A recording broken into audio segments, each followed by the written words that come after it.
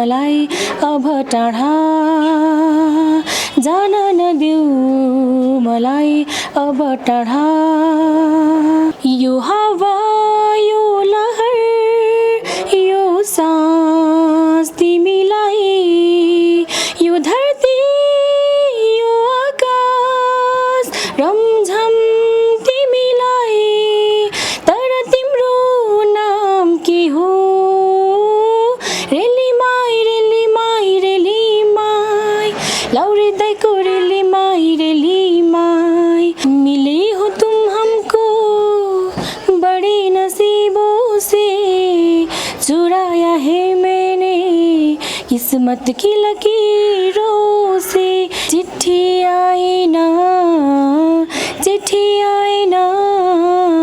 मेरो मायालुको मलाई चिट्ठी आएन मेरो जिन्दगीको मलाई चिट्ठी आएन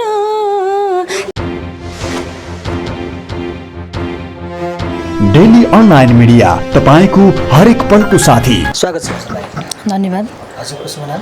मेरो नाम प्रमिला श्रेष्ठ। हजुर हामी यति बेला गुल्मीसँग मिठो गीत गाउनुहुन्छ भन्ने सुनेको। हजुर अलिअलि गाउँछु, खासै त गाउँदैन। दर्शकलाई एउटा गीत सुनाइदिनुहोस् अनि अर्को कुराकानी गरौँला। तिम्रो मायाले बाँधेर राख मेरो सिरानी होस् तिम्रो काखा जान नदेऊ मलाई अब टाढा जान नदेऊ मलाई अब टाढा तिम्रो मायाले बाँधेर राख मेरो सिरानी होस् तिम्रो काखा।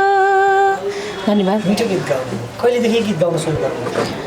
मैले खास गीत त सानैबाट गाउँथेँ तर चाहिँ हिजो आज अलिअलि गाउँदैछु। अलि बढी।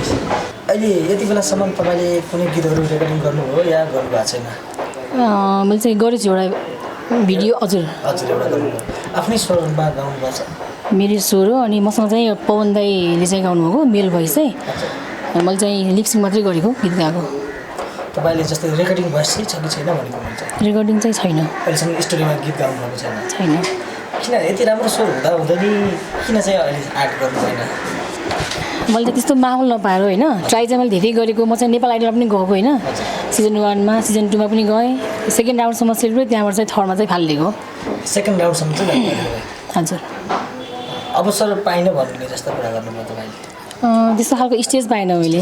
हजुर। सपोर्ट पनि अलिकति गाह्रै भयो तपाईँलाई? सपोर्ट चाहिँ हजुर फ्यामिलीबाट चाहिँ भएन। अहिले चाहिँ यहाँ घरमा आएर चाहिँ भयो जोस्। मेरो हस्बेन्डले चाहिँ सहयोग गर्नुहुन्छ मलाई। सपोर्ट गर्नु एउटा छोरी मान्छेलाई गीत गाउनको लागि जति स्वर भए पनि सपोर्ट चाहिँ अलिकति कम हुन्छ। हजुर। कस्तो लाग्छ आफूसँग यति मिठो गाउने क्षमता हुँदै पनि जुन आफूले बाहिर देखाउन नपाउँदा अरूमा चिनिन नपाउँदा चाहिँ कस्तो लाग्छ तपाईँलाई?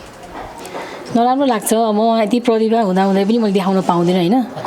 कोसिस ट्राई चाहिँ मैले गरेको हो तर त्यही पनि भएन, सक्सेस भएन। म तर बाबा मम्मीले चाहिँ के भन्नुहुन्छ गीत गाउनु हुँदैन हरेक भन्नुहुन्छ होला, गाली गर्नुहुन्छ होला, के भन्नुहुन्छ?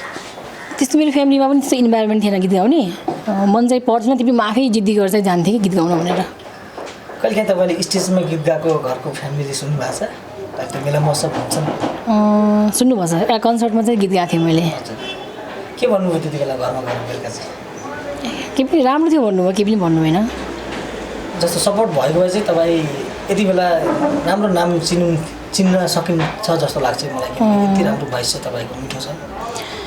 मेरो फ्यामिलीले मलाई सानैदेखि सपोर्ट गरेको भए म चाहिँ अहिले सायद म हुनुपर्ने ठाउँमा हुन्थ्यो होला कि।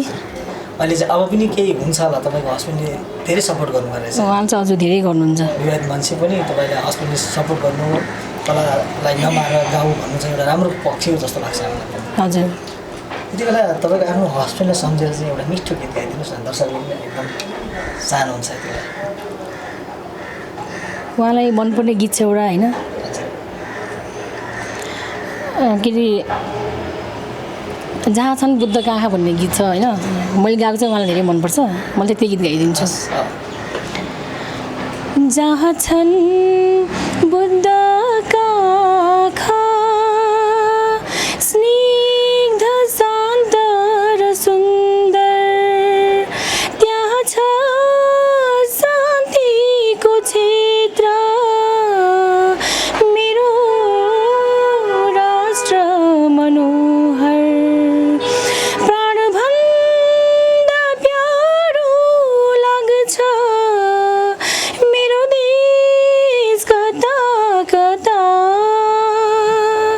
छल्किन्छ ममता मेरो भावगङ्गा जता तता। धन्यवाद। अवश्य पनि हजुरको श्रीमानले हेर्नुभयो भने खुसी हुनुहुन्छ होला मेरो लागि यति मिठो गीत गाइदिनु भयो। हजुर हुनुहुन्छ। खुसी हुनुहुन्छ होला। हजुर। तपाईँको लभ म्यारेज मेरो एरेन्ज म्यारेज हो। हजुर। कति वर्ष भयो बिहा गर्नु? मेरो विवाह भएको चाहिँ 9 वर्ष पुरा भयो। 9 वर्ष भइसक्यो। हजुर। भनेपछि अब तपाईँलाई सपोर्ट भइसकेपछि गीत रेकर्डिङ गर्ने तर्खरमा चाहिँ हुनुहुन्छ तपाईँ अब?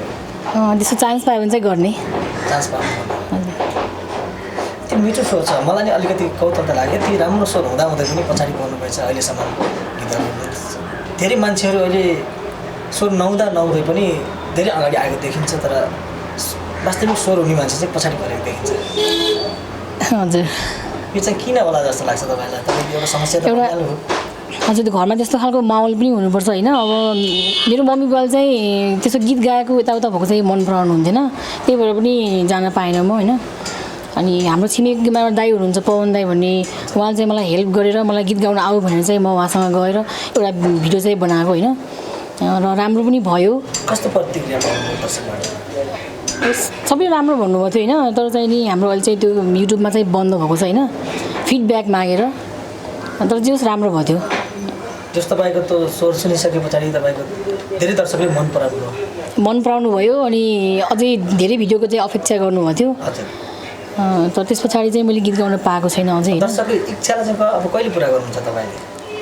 अब मिल्यो भने त चाँडै गर्ने। गीत गाउनु त धेरै रहर छ होइन, र मैले त्यस्तो खालको चाहिँ वातावरण नपाएर हो।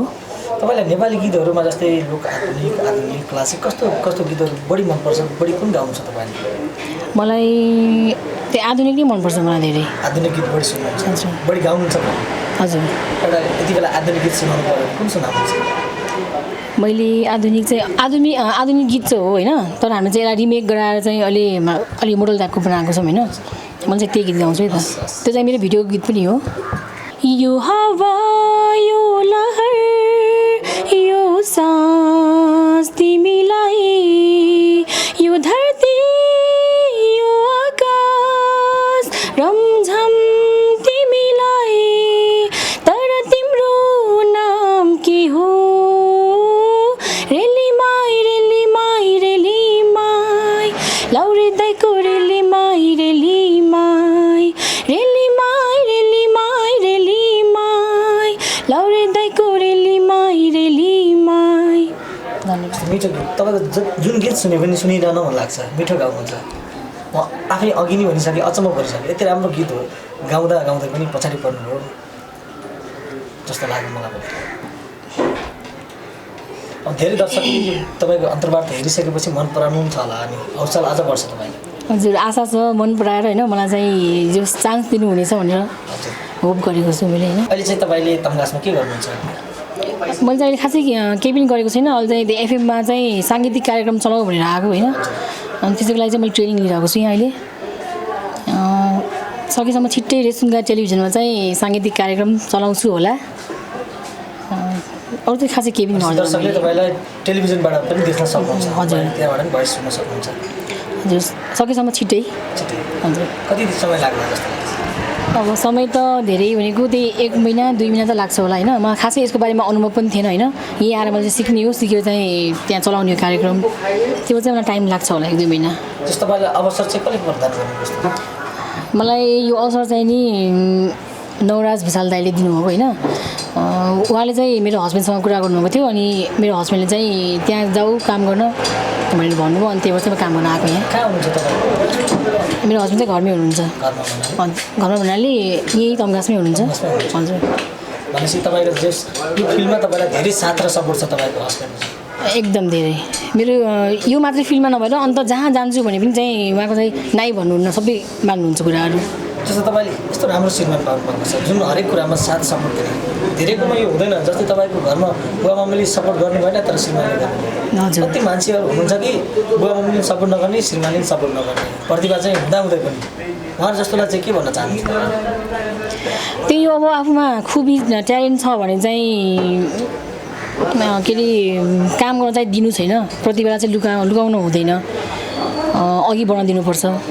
त्यही हो हजुर त्यस प्रतिभा लुकाएर चाहिँ नराख्नुहोस् भन्नु नराख्नु हजुर तपाईँले लुकाउँदा लुकाउँदै यहाँसम्म आइपुग्यो भित्र प्रतिभा छ भने त्यसलाई देखाउने मौका दिनुपर्छ होइन आफूमा ट्यालेन्ट छ भने अघि बढ्न दिनुपर्छ मेरो भनाइ चाहिँ त्यही सबै आमा गार्जेनहरूलाई सबै त्यही तपाईँले त्यो बालपनमा गाएका गीतहरू पनि याद छ तपाईँलाई नेपाली गीतहरू मलाई बालपनमा गाएको एउटा चिठी आएन भन्ने पुरानो ट्रक ड्राइभर फिल्मको गीत छ त्यो चाहिँ गाउँथेँ मैले धेरै अहिले यति बेला दर्शकहरूको लागि सुनाउन सक्नुहुन्छ त गीत हजुर हुन्छ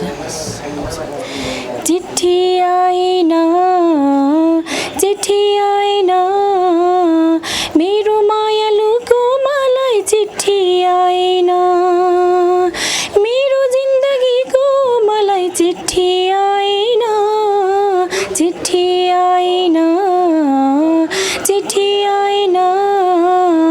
मेरो मायालुको मलाई चिठी आएन धन्यवाद राम्रो छ तपाईँको स्वर जस्तो प्राचीबाट गुल्मीमा चाहिँ तपाईँको कसरी समय बित्यो मेरो प्राचीको चेली हुनुहुन्छ तपाईँ हजुर मेरो दिदी चाहिँ काठमाडौँ बस्नुहुन्थ्यो होइन अनि उहाँ चाहिँ दिदीको साथी एउटा दाइ हुनुहुन्थ्यो उहाँको साथी फेरि मेरो बुढा अन्त सँगै रुममा बस्नुहुन्थ्यो त्यहाँ चाहिँ त्यसरी कन्ट्याक्ट भयो होइन उहाँ चाहिँ विदेशबाट आइसके पछाडि बिहाको कुरा गर्नुभएको थियो बिहाको कुरा गर्दा चाहिँ मेरो सानीमाको छोरी छ बिहा गरेमा चाहिँ म कुरा चलाइदिन्छु भनेर भन्नुभएको थियो अनि त्यसरी चाहिँ हाम्रो भेट भएको अनि उहाँ चाहिँ तपाईँ घरमा जानुभयो परासी भन्दा दिदीकै कुरा खास दिदीको बिहामा चाहिँ आउनुभएको थियो मलाई चाहिँ देखेर उहाँले मन पराएर अनि चाहिँ प्रपोज राख्नुभएको पहिला चाहिँ तपाईँको हस्बेन्डले प्रपोज राख्नु हजुर मलाई देखेर चाहिँ प्रस्ताव राख्नुभएको स्वीकार्नुभयो तपाईँले के टाइम लाग्यो 15-20 दिन लगभग 1 महिना टाइम लाग्यो त्यहाँ चाहिँ हुन्छ भने के उहाँको बारेमा के बुझ्दै नबुझी चाहिँ अलिकति गाह्रो हुन्छ नि तपाईँलाई त्यही भएर तपाईँले 15 दिन टाइम लिनु हजुर 1 महिना होइन हामी सँगै पनि बस्यो 12-15 दिन जति काठमाडौँमा बसेको हामीसँगै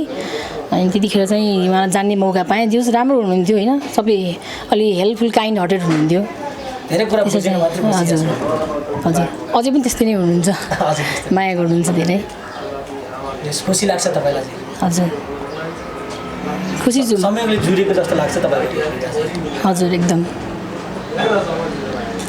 कति वर्षकी हुनुहुन्छ दर्शकको लागि तपाईँ म अहिले 27 वर्ष 27 वर्ष हजुर मैले किन सोधेको भन्दा तपाईँ 27 वर्षको बेलामा तपाईँ धेरै नेपालको स्टार हुनुभएको मान्छे हजुर धेरै टाइम हुन त तपाईँको टाइम अझै पनि छ तर केही समय चाहिँ गइसक्यो जस्तो लाग्छ तपाईँ धेरै पछाडि भएँ म त अलिक खास हुनुपर्ने म 20-21 बेलामा म भइसक्नु पर्ने है चिनिनु पर्ने मान्छेको माझमा तर म चाहिँ त्यस्तो अवसर चाहिँ मैले पाएन होइन म चिनिने मौका पाएन त्यसमा चाहिँ आफूलाई दुःख लाग्छ जस्तो अहिले तपाईँ एउटा पहिला छोरी हुनुहुन्थ्यो अहिले तपाईँ बुहारी भइसक्नु हजुर बुहारी मान्छे गएर स्टेजमा गीत गाउनको लागि अनि केही त्यस्तो कार्यक्रममा गीत गाउनको लागि अलिकति असहज हुन्छ अप्ठ्यारो हुन्छ तपाईँमा चाहिँ कतिको लाभ हुन्छ असहज त हुन्छ तर चाहिँ मलाई मेरो हस्बेन्डको सपोर्ट भएर चाहिँ म फ्री होइन उहाँले घरबाट चाहिँ गाली गर्नुहुन्छ होइन गाउनेतिर त्यस्तो फिल्डमा लाग्ने होइन भन्नुहुन्छ तर मलाई चाहिँ मेरो हस्बेन्डको सपोर्ट छ नि त त्यही भएर चाहिँ म जान्छु अगाडि गाउँछु हजुर तर अलिकति असहज अब बुहारी मान्छे स्टेजमा गएर गाउनको लागि अझ उत्ताउलो बन्नु पऱ्यो भने त झन् अप्ठ्यारो हुन्छ एकदम गाह्रो हुन्छ दर्शकलाई अहिले चाहिने त्यस्तै उत्ताउलो रमाइलो भएन भने मन पराउनु हजुर हरेक रमाइलो दिनको लागि चाहिँ अलिकति असहज हुन्छ कि जस्तो लाग्छ मलाई गाह्रो त हुन्छ सपोर्ट छ तपाईँलाई हजुर सपोर्ट छ मलाई अब यति बेला फेरि अर्को गीत सुनाउनु पऱ्यो भने दर्शकलाई तपाईँलाई एकदम मनपर्ने गाइरहने गीत छ एउटा गीत होइन फुल भए जिन्दगी देउतालाई चढाइदिन्थे फुल भए जिन्दगी देउतालाई चढाइदिन्थे कागज भए यो जिन्दगी कागज भए यो जिन्दगी सलाई कुरी जलाइदिन्थे फुल भए जिन्दगी